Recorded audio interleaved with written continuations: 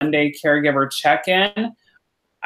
We are trying to get Allison Douglas live on here. She's live on, for everyone that's watching on YouTube, she is live and she is on here. So we're glad that she's here. We're trying to get, for all of you that are watching on Facebook, we're trying to get her live on there so that she can talk with you, because she is a wealth of knowledge. It looks like she's posting on Facebook Live. So if you have any questions for her, she's phenomenal. Allison works with Harmony Family Center out of Knoxville, Tennessee. And so she's a professional in the industry. If you don't know her, you need to know her. She does many fantastic talks. She I want to talk to her a little bit about, she has a sensory walk that she just made with her family that I saw on Facebook. So that's great and phenomenal. But if you have kids that have suffered from trauma in the past, you need to talk with her, and I don't know why you haven't spoken with her yet. Actually, I do know why you haven't spoken with her yet, because I can't figure out how to get her onto Facebook Live. That's why. So our usual thing that we're going to do to open things up is this is a time for us to mediate conversation, but this is your time to ask questions, to talk, to give advice, to share advice. So, hey, Carla. Hey, Carla. I couldn't see over there. But yeah, this is your time to give suggestions, to talk, and just for us to mediate the conversation. This isn't our time to talk. But also the fine print, we are not medical advice. We are not legal advice. We are not trying to tell you to do something different than your caseworker or your agency is telling you to do already. Please don't sue us. We don't want to deal with it, and we're just trying to help. So onward and upward. Do you want to grab hold again of the reins? Go for it. Go for it. So Allison, knowing that you're not on Facebook Live, can you tell us a little bit about what you do? Sure. So I do education and training at Harmony, and a lot of the work that I do is talking with parents about what's going on with their children and assisting them and connecting them with resources. I also am the parent of 4 children that I adopted through foster care. And so I feel like I have had a ton of experiences with various behaviors, with different ages of children and different challenges that folks may have with their foster or adopted kids. And so I just enjoy sharing things that have worked for me, and also what is considered best practice in the field. And so I know that you talked about the sensory walk that I created. I used a ton of materials that are really easy to find. You can get them mostly at discount stores, places like the Dollar Tree, which is my favorite place to buy sensory activities. That's a fantastic store. And so it is my favorite place to buy sensory things for children, just because you can pick a lot of varying items, and if it doesn't work, you really have not wasted your resources. You know, you can save it for something else, or it was $1. And so you feel fine letting that go or passing it on to another family.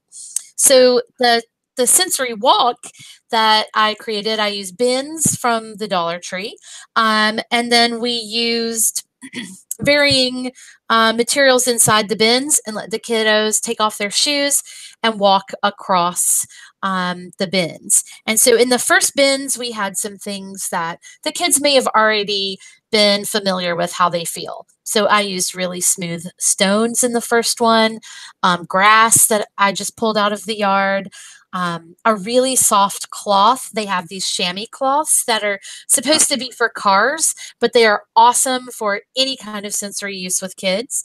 And then by the 4th bucket, we were getting a little weird. We used some shaving cream, some mud. I just dug some dirt out of the garden and added some water to that and made some nice thick mud. And then we used some water beads or Orbeez, so that the kids could feel those. And I actually use this not only with my own children, but with a group of children that we worked with at one of our day camps. And They really enjoyed it. I told them it's fine to skip the things that made you anxious or anything you don't think you would like, and almost everyone tried all of it. Fantastic. Okay. All right.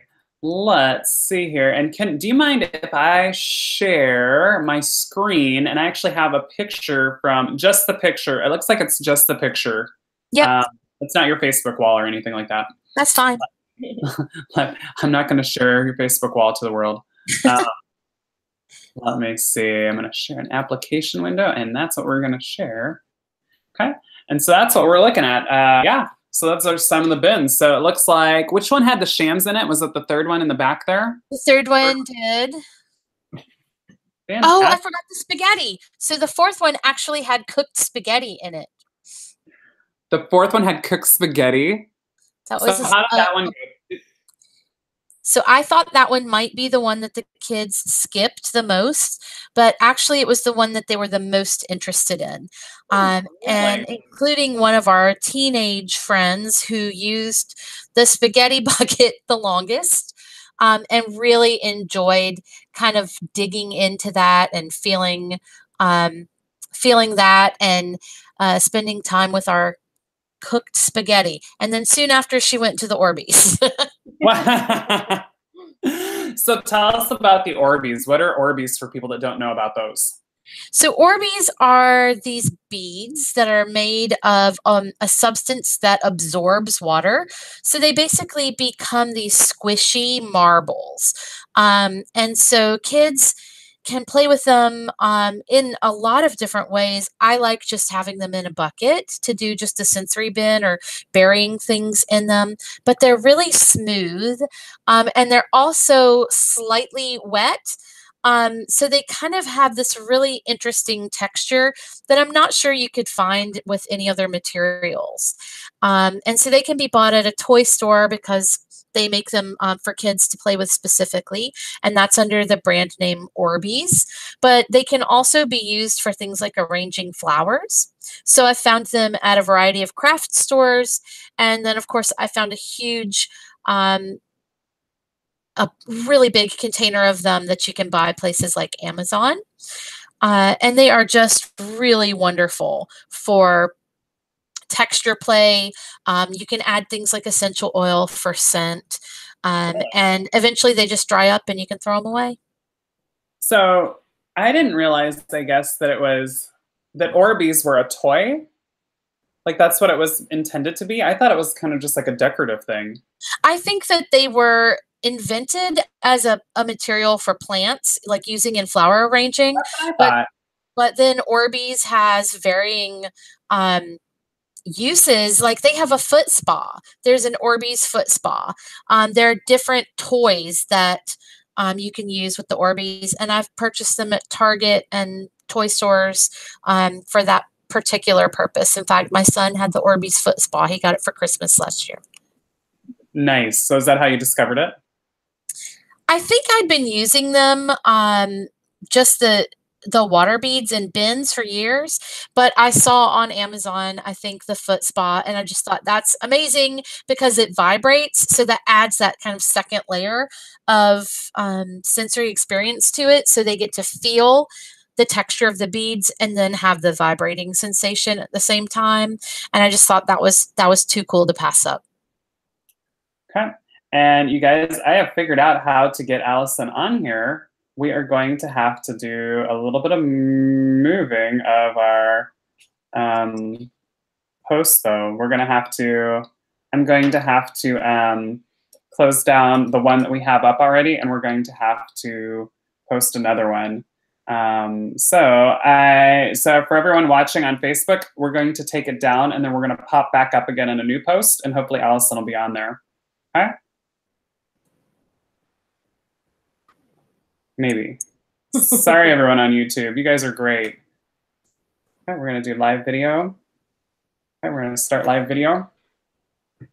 Ooh, look at that. And it's going the wrong way. That's fantastic. Okay, there we are. Hi, everyone. Okay, and then Allison, if you can join in on that one. When you join in on that one, supposedly I can swipe left or right, and you will be there. Whether that happens, I don't know. All right. That's what the almighty Google tells me. I'm logging back in to your page on Facebook. Okay. We'll find out. So I just click on you guys, right? You click on us. Hey, everyone. There we go. Hey, Christina. Good to have you on here. Hey, everyone. Sorry we had to restart it again. We're really hoping that we can get Allison on here because she is just going to be phenomenal. What? It says that you can't join our broadcast at this time. That's sad. Maybe you have to do it. Allison, can you do it from your phone? I know, it's a lot. Let me try. I know. Sorry. I'm happy to give it a shot. This is my life as a techie. But anyways, I will go ahead to, can you tell everyone about this book again? Because no one claimed this poor book last week. Okay, yes. We were giving this book away last week because we had an extra copy. And so for those of you who weren't here last week, this is The Mermaid Who Couldn't, and it's one of those ones that we've received in the mail that we're going to be reviewing shortly. It says, I am a useless mermaid, Mariana thought. I can't do anything. Mariana is not like the other mermaids. Abandoned by a careless mother on the ocean floor, she has never laughed or played. She can't sing and can barely even swim. Then she meets a turtle called Muriel, who welcomes her into her family and shows her all the things she can do. Written for children aged 4 to 9 and beyond, this picture book shows how children who lack confidence can learn to find a sense of self-worth. And so last week, we put this up for a contest, for a giveaway, and it wasn't claimed, so we are back at it this week. Okay, and we're going to try it one more time, Allison, but it totally just took me off for that. And then I think I'm just going to say it's not worth it. Well, the nice thing is we do know that the folks were able to hear her. So were they? Yeah. Oh, okay. The Facebook folks were able to hear her through your computer speaker going into my mic. So. Okay. I wonder if it's because I didn't have it like that. Ooh. All right. We'll try that one last time and then I give up. I honestly give up. Technology has failed me. Okay. So we're going to be giving away that book later on here. I think go ahead and I am going to just say that if you have joined our live video again, let's see, Christina and Kristen are on here. I see, yeah. If you guys are on here and you want to win our book, not our book, the book that we got in the mail from Jessica Kingsley Publishers, The Mermaid Who Couldn't. If you want to get that book, leave a comment below saying, I want the book. And we will choose someone here in a bit to win that book. So, yeah. Allison, how's it looking on your end? It's not working. It's like kicking you out of your own call. Out of my own call? And yeah, it's like kicking you out. So when you come in, it kicks me out of the thing and makes you the presenter? Yeah, I think so. Oh, dear. All right. Well, that's fantastic. Maybe we're not doing that. Okay. All right. Well, we'll just keep going here, and everyone can listen along at home on Facebook, because if they can hear us, that works too. Okay. Great. Let's keep going here. So this is too funny. Allison, if you could see it, the technology is not working at all. Yeah, you can't do that. It told you can't do that. So anyways, one thing that I wanted to talk about besides sensory things one thing that we talked about a while back ago were just birth family issues and talking about how to confront and how to talk with birth families. What do you guys think about how do you handle, like when you first get a foster placement into your home, what are good practices? What are good things to do for when you're talking with birth parents? And I would love to hear our Facebook friends' view on this. Well, I can share what our family did when we had new placements. I was always really upfront and just introduced myself immediately. Mm-hmm. And so I would also just write information on a piece of paper, or actually after a while, I got a little business card with just my name and a number. And I typically did use a number like Google Voice or a different app on my phone. That way I would know who was calling and I could be prepared. So, if we were somewhere that I knew that I could really spend time talking to the parent, that I wouldn't answer. So it helped me to differentiate between when I was speaking to a birth parent and maybe just a friend was calling, or a business call. But I always just felt like it was best to let them know that we were on the same side, that really my job as a foster parent was to take care of their child and to do the best that I could to get that kiddo back with them, as long as they were following the plans that the Department of Children's Services had in place for them. That is very cool. I like the idea of the card, because I feel like the card, I don't know, just makes it easier. Christina says, we always take pictures to our first visits.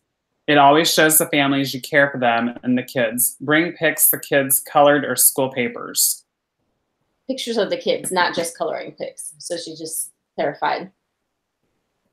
Yeah, I like that. I think that's really cool. I like that you were, Allison, I like that you were proactive. It sounds like with the cards and different things like that. That sounds really neat. Did you find, have you had success with doing the business cards? Like, what does that? Well, I think it just shows that parent that I trust them, and that I want to be in contact with them. And it also saves me from having to dig in my purse while I'm maybe carrying a crying baby and trying to talk to a birth parent and trying to talk to a caseworker and hoping that everything's okay behind me. So I just like to be prepared and have something. And it's sort of, it just makes that social interaction easier for me to hand them something than it does for me to sort of scramble or try to put information in their phone. And I think it's been really successful. I actually had a birthday party for one of my adopted kiddos yesterday. And on the way to the party, we stopped and picked up his birth mom and his birth sibling, and they participated in the party. They really have become part of our family. And while that's not going to happen in every situation, I just feel like being relatable and being frank with people and saying, this is, it's okay for you to call me at this number, but I may not always be able to answer because I'll be working with your child. Just helps to make that relationship very real. And my kid is really the one that gets to reap the benefits of that. Awesome. And I feel like that's why I feel like one thing that I think maybe we forget as caregivers is that parent is under a lot of stress too. Like we're having to handle, like we're not handle, but you're talking about the crying child. Like you might be, and you're wondering what's, like you're doing 1,000,001 things while you're trying to meet this parent. And it's easy for us to remember that, but it's like also, like, I think it's easy for me anyways to forget that parent has just been called out on something, and that's why their kids are no longer in the home, and a lot of people know about it. So Absolutely. like everybody's up in their business, you know? Sure. And it's really I mean, the systems of foster care are really challenging to navigate as a foster parent, but to have to do it and you didn't ask to be put in that position. We all volunteered to be foster parents. So we knew it was going to be work. And many birth parents, this is a really scary time for them. It's a challenge to juggle all the appointments, especially if, like my son's birth mom, she didn't have transportation. So I can't imagine trying to get to all the things that I was asked to get to and try to figure out transportation. And so I really feel like, birth parents are doing the best that they can. Just as I say about my kids, it's about skill, not will. In so many cases, birth parents also lack some of the skills that it takes to navigate some of these systems. So I really tried to be very compassionate and at the same time have a lot of boundaries about what's appropriate in that relationship. So I'm curious, and speaking of boundaries, everyone that's watching, we're talking about just tips or advice for engaging and talking with birth parents when you first get kiddos. What does everyone in Facebook that's watching right now, what do you have as a boundary for when you're engaging with birth parents? And also I want to throw out there too, because there are people that are joining new and commenting. We have our book, The Mermaid Who Couldn't, that we're going to be giving away. If we see that you've commented, I want the book, we're going to select someone from the list who said, I want the book. So definitely do that. And let's say in like 15 minutes, we'll find someone to give the book to. We'll do a random drawing. So okay. As it were. All right. So what do you do? Oh, okay. I see you're getting a box to put stuff in. Okay. Okay. There we go. So what are things that you guys hold as boundaries? Would love to hear those. Well, I think like Allison said, having that separate Google Voice or a certain app to have a phone number that they can call that's not your personal phone number, just so you can differentiate between, are you getting a call from work or a friend, or so you know when it's the birth parent calling.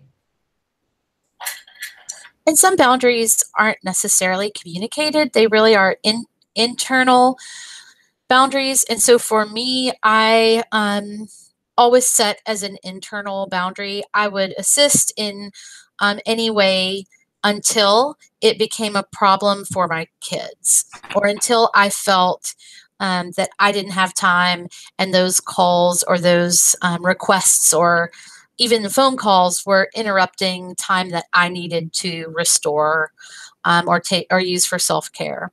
So although I wouldn't necessarily communicate that, that was a real internal boundary, that there would just be times that I don't answer the phone. There will just be times that I can't offer that ride because I have too many appointments that day. And then keeping those, even though I may sometimes feel guilty, was really, really important for me.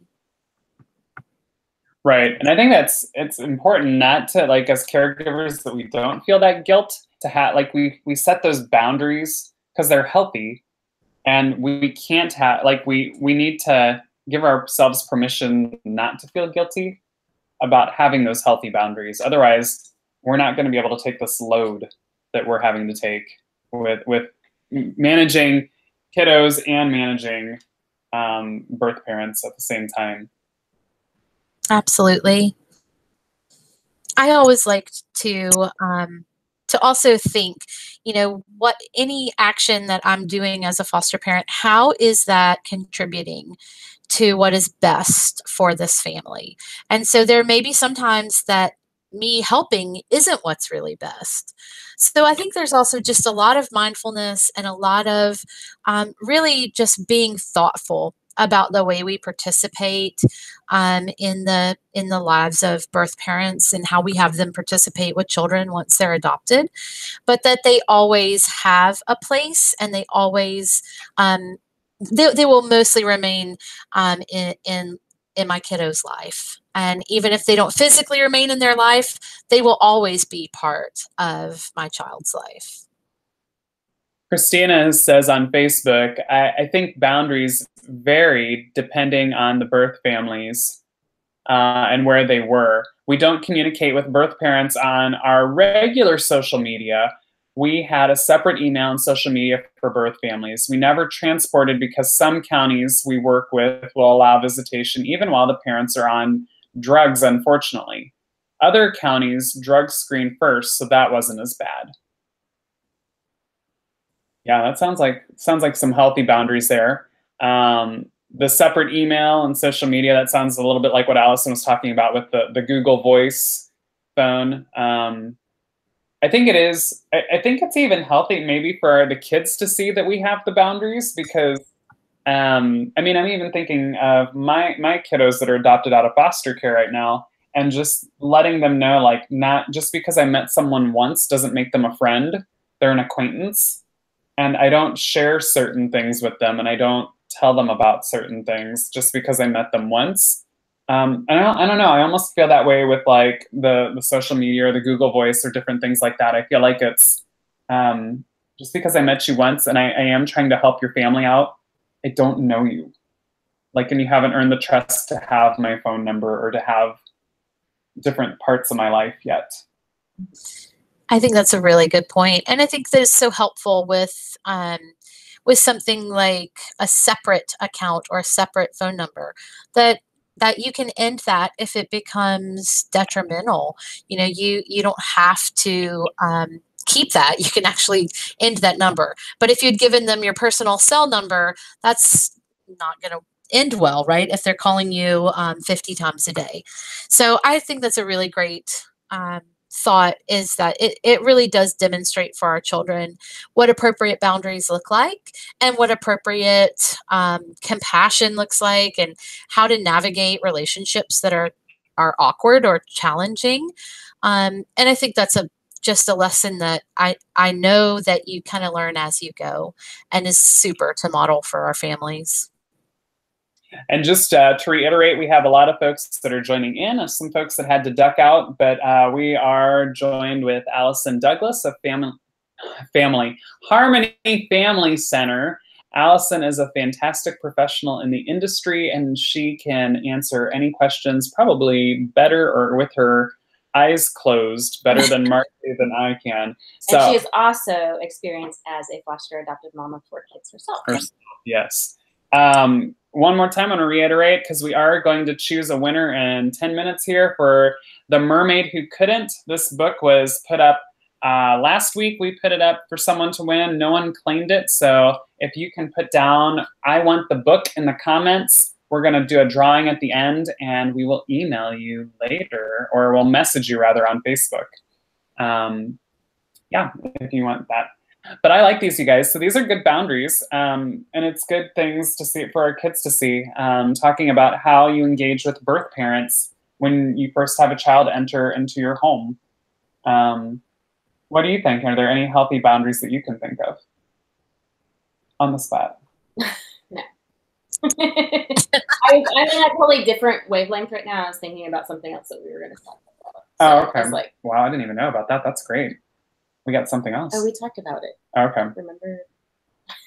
No, we'll talk about it in a bit, though. Okay. All right.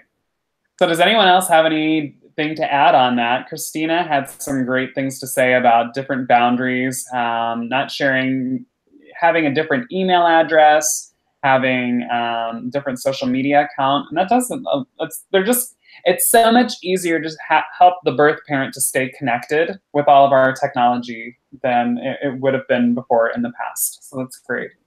I really like that. So, I think one of the things that people think of when they think about having healthy boundaries is that maybe the birth parent might be dangerous. And so I think that is something to consider. But even more than that, some of the reasons that I keep separate many birth parents in kind of separate social media, or that I give information. It's also because a lot of times I don't want them to feel bad and to feel sad. And so in some ways it's to protect some of that with the families that I'm close to. So out of my 4 children, I have contact with multiple of the birth parents, both moms and dads. And so I always just want to be sensitive with things that I share. I also talk a lot about what I do at work, which is about trauma. And I don't want to unnecessarily have a birth parent to feel like I'm talking specifically about them, or that they did something, because in the case of my own children, I know that their families did the best that they could with the resources that they had. And so I think we can think about it in just so many different ways, that it's just healthier for everyone involved to just have these really good boundaries. And I think it's something that I don't know where I've seen this or heard it from, but someone had said that we're all like 2 or 3 really bad choices away from being homeless. And I just kind of think about that too. And I'm thinking about, because I when I heard you, Allison, you're talking about like everyone, because I hear that so often as people are worried about how dangerous a birth parent's going to be. And I'm at a point where I sit and think, but let's not think that until we remember that I'm 2 or 3 bad choices, really bad choices away from being in the same situation they're in. And it just snowballs. Yeah, I just have a lot of compassion and really, I really love my kids' birth parents, the ones that I know and have relationships with. I really love them and care about them. And so it becomes multifaceted. Not that I have a special number because I'm afraid of something, but just because, they have a life and their children now have this different life. And there are parts that I want to share with them and that they need to know that their kids are doing well. And then other parts that it just wouldn't be advantageous to our relationship to share. Some of the struggles, they don't need to know about that today. And they will at some point. And that's also my kids' short story to share with them. And so I think we just have to be really thoughtful about the way we interact with birth parents for a million different reasons, not just kind of that Lifetime movie reason of that we're afraid they're going to come and steal their kids away. I don't have that fear at all with any of my children. Yeah. And I don't know if I don't think that I've ever had that fear quite like people make it out to be. It's really, I think, a minimal fear, maybe. I don't know. Maybe I'm wrong with that. Maybe, but I mean, you hear it voiced a lot that people are scared about that. We're all people, right? Like, we're all people, and you just have to have those healthy boundaries, and you have to engage with each other with a little bit of humility. Absolutely. Sometimes the awkwardness is much weirder than anything with safety or danger. It's just very awkward because there's this imbalance of power. And I think that that's really what it comes down to is I want to be really mindful of the power imbalance in the relationship between myself and my children's families of origin, and just be sensitive to that because it is awkward. And so some of it is just us having to learn how to cope with situations that make us feel weird. And so that's our work to do too. And I think it really helps our children to see that we're trying, even though sometimes it's strange. And sometimes the relationship is weird. And what I love is that my kids see this relationship as really normal. So when my son was introducing his friends, the folks at the party, he's like, and this is my mom. And this is my mom, and this is, another family member, and this is my cousin. And so I just love that to them, that feels really comfortable, even though to me, it's still a little awkward. And I think that just makes us stronger. It makes us better parents to our kids. And I think too, I think just if I were a birth parent and I just did whatever and my kids are taken away, I think if I had to go talk with some foster parent that had just that had gotten my kids, I think I would feel like a cornered animal and I'd want to come out fighting. And the other response I think I would feel like is, I messed up, I'm dirt, and you've been through classes, you've been through training, you are supposedly this parent expert, and I would just want to come at you because I'm not going to, how can I compete with this parent expert? Absolutely. I think that, again, that really just speaks to the power imbalance and just how we navigate that. Again, I loved your word humility, that, I'm not the expert in a lot of ways about this kid, that the birth parent is. And even though that child hasn't lived with them in a long time, they have a very special bond that I don't have. And so while they have a very special relationship and connection, I also have that. And just being humble. And ever humbled by the relationships that my children have with their birth parents. I took one of my kiddos to visit a birth parent they had not seen in 10 years quite recently. And it was a surprise visit. So flexibility is a big deal as a foster and adoptive parent. And I just said I was feeling a little anxious because I saw that they had this spark together, this father and the child. And as we were leaving, the father said to me, I was feeling really jealous because you have this thing with this kid that I'll never have. And I was like, we were feeling the exact same thing. And so at the end of the day, it is just about our common humanity and our love for this child. And in this case, this young adult who's becoming their own person. And we both get to share something very special with them. Let me jump in here. Tommy on Facebook says, yes, I wish I would have heard this prior to our first placement. We had no idea what we were getting into, and they did not tell us the results of the drug screen. So we gave out our number because we didn't know it made things difficult down the road. And I didn't know how to set up good boundaries and not feel bad about it.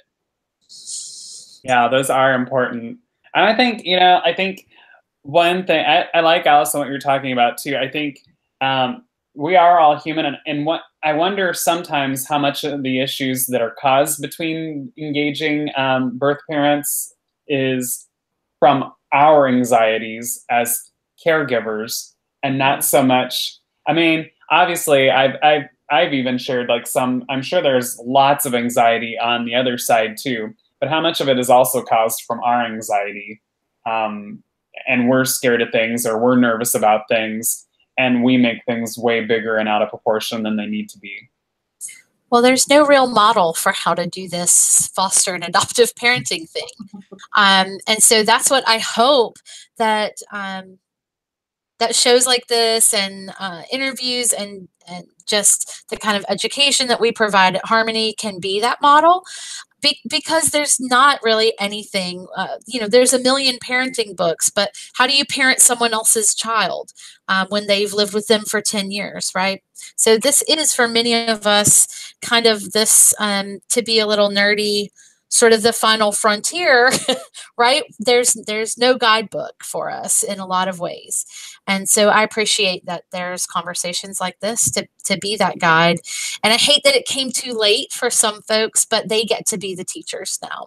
And so when they meet new foster parents, they get to share these insights with them and be that mentor to a family that will need that next month, the next year, and in 5 years.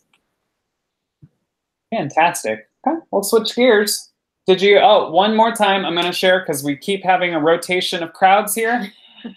Last time I'm going to say it, we're going to let Margie, should we do it now, or do you want to share what you were going to share? And then, because it is time to pick a winner. Go ahead and do the winner. Go ahead and do the winner. So if you want to try to get it in real quick, I don't know if we have any more time, do we? No more time? Okay, so we're going to be giving away this book, The Mermaid Who Couldn't. Margie's going to draw the name, and while she's drawing a name... I put the names in, so I want you to draw. Okay. Well, I am going to tell them that next week, while we're on the check-in, we have another book that was given to us called Adoption at the Movies. It's a fantastic book. Its tagline is "A Year of Adoption, Friendly Movie Nights to Getting" by Addison Cooper.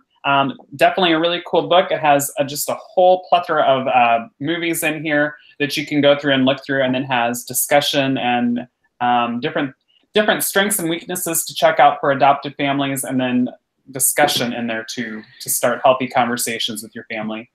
So let me see, I'm going to pick a winner for the Mermaid book. And it is Kristen. It is Chris. Whoops, I'm trying to show it. Kristen is our winner this week. So Kristen Segan, if you are still watching, we need a way to get this book to you.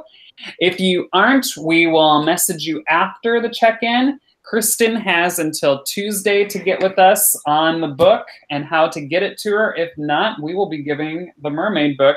Why don't, instead of giving it away another check-in, why don't we just give it away to someone else, okay, that said that they want the book, okay? All right, I'll hand it over to you. Okay, so we had a great conversation that kind of came up through the week this week with one of our amazing foster parents. And it was about attachment and just what does attachment look like from the foster parent to and just to reiterate, it's someone that watches us through Transfiguring Adoption. They're not on right now because they say they have to work a lot. So they're on and off through the check-in. But yeah, so it's a... Yeah, so we were just talking, she was asking what the difference, you know, people say bonding and attachment and what if there's a difference in those different terms, and then what attachment looks like from the foster child to the foster parent and vice versa. What does bonding look like from the foster parent to the child? Just whether that meant the same thing and what it kind of looks like. So, Allison, do you have any takes on that? Wow, that really is that's a big topic. Yeah, quite a while. But yes, I feel like we could talk about attachment for days. Yeah. I've been thinking about something similar. I'm a student of Dr. Bruce Perry's neurosequential model of therapeutics and education. And so I read recently some writings of his where he talks about how we tell people, you know, you need to really love yourself. And he said it's impossible to love yourself without having people who love you. And feeling loved. And so when I think about attachment, I really think about that model of what love looks like in action. And then can the child recreate that with other people? And can the child recreate that in a relationship with himself or herself? Do they have that self-awareness? Can they care for themselves? And so I just feel like attachment is sort of that underpinning that we lay down as caregivers when we meet a child's needs over and over again. And they have that feeling that the world is a safe place that will meet their needs. And I think like when we see children moving more towards not feeling like every situation is a life-threatening situation, then they have healthier attachment. That's where we find the healthy attachment is when children can see each situation in their life as a separate event, and that it's not, you know, that the world is this safe and caring place, that they may have challenges, but that they have what it takes to meet the challenge. And I think that attachment is a product of lots and lots and lots of bonding activities. Yeah. So that's really the way I see it. Is that kind of where your conversation went? Yeah, and we talked about talked a little bit about attachment theory and like that, and it kind of connects to what you were saying. As the caregiver, we kind of have to know what our attachment styles are like, because if we have problems attaching, you know, everybody's attachment styles play into how we attach to each other. And so that impacts the children, the way they connect to us in how we attach to others. Okay, so what do you guys mean by attachment styles? Like what are different attachment styles? Give me 3. Or give me something. Well, so attachment, and you know, I think I'm glad you said that, because I really should have said when I was talking about attachment as is healthy attachment. You're right. So healthy attachment looks like that child being able to carry those good relationships out into the world and with him or herself. So attachment is really just the way we engage with other people in relationship. And so unhealthy attachment can be ambivalent attachment, right? Where the child kind of pushes away when you get close. They don't really feel secure that you're going to meet their needs or that their needs will be met by anyone. Healthy attachment is what we talk about, I think, often when we say, is this child attached? What we mean is the child healthfully or healthily attached? Okay. So what are different, I guess, what are what are different ways that people that are watching, how do you choose to attach with your kids? What are, I guess, bonding experiences or attachment activities or different things that you have done to have fun with your kids or attach with them or have experiences with them? And it's funny because it's really all the science. It's funny because you gals are like the scientific, like psychologist, sociologist type social, I don't know. And I'm like the artist. So I'm like, oh, so you mean like hanging out with the kids and playing with them? Like, so what do you guys do with kiddos to attach with them well? And the fun part when I ask that is there's lag time, so people haven't heard me yet. Well, you mentioned hanging out with your kids and playing with them. Well, that can build healthy attachment, but playing with your children in unhealthy ways or ways that don't really build attachment can actually make their attachment unhealthy. So I think when we look at the way that we play with children, are we actually engaged with our kids, or, and I have to admit, I've done this, are we sort of sneaking a peek at Facebook whenever they turn their head or whenever they go to get the next costume change, right? Are we like getting involved in other things? Are we frustrated with them when they don't play in a way that makes us comfortable? All of those things are still playing with your child, or are we yelling at them when they lose a game and cry? We're still playing with our kid, but we're not building attachment. So for me, the way I kind of view that is when we are meeting our kids' needs, it can be in anything through the day, but are we being relational with them? Are we kind of using what Dan Hughes calls the PACE model, right? Are we being playful?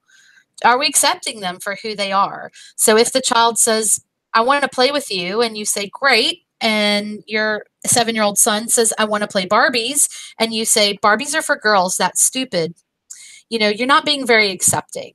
And that's actually not helping them to form healthy attachments. So are we being playful? Are we being accepting? Are we being curious? Are we just sort of reflecting their world? Are we trying to be in the world that they're in? Are we curious about what's really going on with them? Or are we just trying to give direction so that our kids are following the rules? That's one of the things I see a lot is parents who are so preoccupied with, are their kids following the rules of Uno, that they're not even having fun playing Uno with their children anymore. So are we just curious about, well, how does he see the rules? What's going on? Why does he want to win so much? Why is winning a game of Uno with dad such a huge win for him? Like, what does that mean? And are we showing a lot of empathy with our child? And again, that's Dan Hughes' PACE model. But I think like if we put that into play often, yeah, we can make anything therapeutic with our kids. Cooking, we can make cooking fun and therapeutic, and we have to have fun with our kids. And Tommy just actually posted on Facebook. He says he likes to cook. Oh, I'm sorry. Oh, okay. I like to cook with my kids. Christina says coloring and art is a big one for us. It helps open dialogue and fosters emotional security. So there's definitely two big ones. And Christina says we also read a lot of books to start dialogue. Also, one-on-one time with them helps them to feel us trying to attach with them. That's so great. Dr. Perry would say if you're doing any activity that is rhythmic, relational, repetitive, respectful, then you are building those healthy attachments with the child. And so I think that really anything that we do where we're being child-centered can help to build. I love sensory activities. It's what we started our time together talking about. Absolutely. And they're just so fun for me personally, and they're creative. So I love doing sensory activities with my children, and I set them up often just around the house as an invitation for the kids to join. And then we love to go to the movies. So I really love the book that you showed, Adoption at the Movies, because it opens up these conversations that we can have, and we've had a shared experience. So there's lots of fun ways to build attachment with your children. And I know I've said it on here before too, is I feel like people are, whoa, and it's Allison talking over YouTube. I feel like people are always wondering about investment, like with the time investment, like they don't feel like they have enough time to do attachment. They're tired after work or whatever. And I always keep telling people, movies and shows, like that's low invest, like you're not investing a lot of energy, and you're having a shared experience with everyone. And I can't think, one great thing we had is our family was watching when Once Upon a Time was on ABC every Sunday night. Like it was like a thing for a while that like even our older teenagers that were too cool for mom and dad, like they would stop and like hang out together as a family because we all watched that together as a family. We all had inside jokes. Like people would come in to visit us and they'd want to talk during the movie, and like everyone would like just turn and be like, shh, you gotta be quiet. And like it was just like a family, like it bonded us together as a family, you could tell. So I love that you said movies too, because I think not only is there power in talking about issues that come up in the movies, but it's just it's low energy and low, I don't know, it's easy. It's nice. One of the ways I think about building attachment with kids is just when you meet a new friend or like a potential spouse or partner, like what did you like about that person? And usually you like spending time with them, right? You enjoy being around them. I want to actually have that same feeling about my kids. So I try to build experiences where we have those fun times together, where we laugh, where it's not just me being directional, and it's not me being in charge. It's not me telling them what to do. It's something that we really are enjoying together. And I think about, you know, if I had to be in a relationship as an adult with someone that talked to me the way I have talked to my own children, and I see lots of parents talking to their kids, I would not like that very much. And so just being mindful of like, are you making this experience something that the child wants to return to? Right? Because we want the child to return for that security and for that that experience again, to have the experience again. So attempting to let go of control, I think is super helpful. Of course, not safety concerns. We always need to be in control of safety. But for myself as a parent, one of the biggest things that I've learned is just let go of control. Well, of course, not safety concerns. Sorry about that. Tommy is, I just lost it now. Okay, so Tommy says, speaking about books, is there a book that talks about birth parents that you would recommend? And I was kind of looking through our list.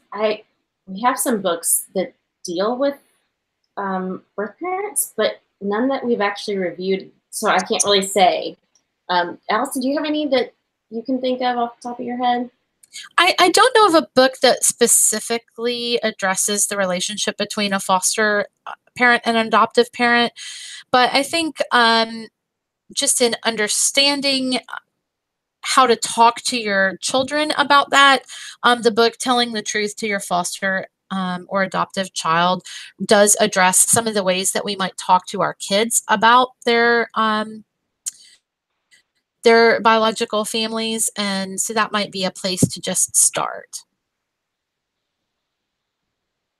Margie, maybe you can now write that book next week. What are you doing? Yeah, what are you doing? I think Darren and I both have a couple blogs that we're here pretty soon, because it's been on our mind a lot. We've had a lot of conversations about interacting with birth parents lately with just, you know, I was at the National Foster Parent Association annual conference a couple weeks ago, and that topic came up a lot, just people that were sitting by the table and talking, and us just kind of talking about different things relating to birth parents. So I know we're going to be blogging about that some in the near future. But yeah, I know one that is helpful that I liked reading to just kind of see the child's point of view of just the attachment to their birth parent is The Primal Wound, that talks about just that loss of their first parent, even if they never, you know, even if the child was adopted at the hospital, you know, they never actually physically touched their birth mom, there's still a connection there, kind of about the loss and the grief that helps kind of understand from the child's point of view. Absolutely. And also just a general book. The book Boundaries, I think, is just helpful with all kinds of boundary building. And so that might be a good one to just add to your personal collection as a foster parent, because you can use that in a variety of settings. But I think it would be really applicable to the birth parent relationship. Yeah. One thing that I know when I've looked at kids' books, obviously Robbie the Rabbit series is really good. They have different books talking about foster care and adoption, and it kind of skims over the birth parent part, but it does include that in there. And the thing that I really appreciate about the Robbie the Rabbit books is, with the foster care books anyways, Robbie's birth mom, she looks put together, and she doesn't look like she's strung out on drugs or she's an alcoholic, or like, you know, like she just got picked up out of the gutter. Like, she looks put together, and like she just, like, you're actually kind of wondering, like, why did he get taken away? She like her home looks nice. Like so I really appreciate that. There's another one that I'm trying to find here. It's called, I think it's Kitten. I forget who wrote it. But in the Topsy-Turvy Feelings. And that one is really good. Kitten and the Topsy-Turvy Feelings. It's really good. There is a part where it does show the birth parent, and it's not in a favorable light so much, but it does a good job of having you talking with the child about their feelings and what their feelings might feel like. So you might be able to get down to, like, how are you feeling about being away from your mom or dad? Like, how does your stomach feel? Like, does that means that you're sad or anxious, and it just helps give them words and language. Not so crazy about how they portray the birth parent, but it's a really good tool nonetheless. So we are going to have to wrap up, you guys. We've gone 5 minutes over. So yeah, thank you so much, Allison, for being with us. Allison's with Family Harmony Center. Good. No, I'm gonna let you talk from now on. I typed it. I did everything. Seriously. I tagged them, though. So I pinned the comment up to the top if you're watching us on Facebook. Definitely check out their Facebook page if you want to learn out more about their services. And so you can make use of everything that they have to aid your family. Allison, for people that are watching YouTube, what is the best way to people to get a hold of Harmony Family Center? You can find us on Facebook. That's an awesome way to connect with us. So you can like Harmony Family Center or add us as a friend. And our website is harmonyfamilycenter.org.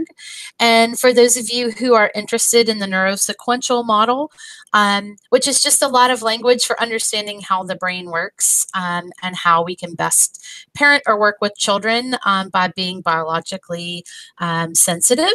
Harmony is hosting a conference in October, and you can find out more about that on our website. And Dr. Bruce Perry will be speaking there, as well as lots of folks on our staff, including myself.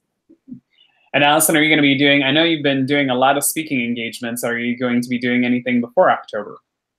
Well, I think October might be my next one. I'm taking a short break. My family really likes to see me a little more often than I've been home. So October is probably the next time I'll be out. Well, if you are able to travel to see Allison, you really need to if you're close to the Knoxville area. As you can hear from our comment, is a wealth of knowledge. She has a ton of experience, and she's creative, and she is down to earth, so she can definitely relate with you, and she's not going to go over your head. And I appreciate that. So thank you so much, everyone, for watching. Next week, please share that you were watching today so we can have more folks join in with us. We are going to be giving away the Adoption at the Movies book next week, so you'll want to tune in because you need to be live to get your entry in. So be sure to join us next week. Was there anything else that Transfiguring Adoption needs people to know? I think so. Really appreciate you guys, especially as we have been transitioning to Florida, to our new home. Everyone's been great and gracious with us, with Transfiguring Adoption fans. Thank you so much. Allison, it's been great. Margie, it has been awesome. This is Transfiguring Adoption. We hope we're helping you to nurture and grow your foster or adoptive family. So I'm going to cut Facebook out and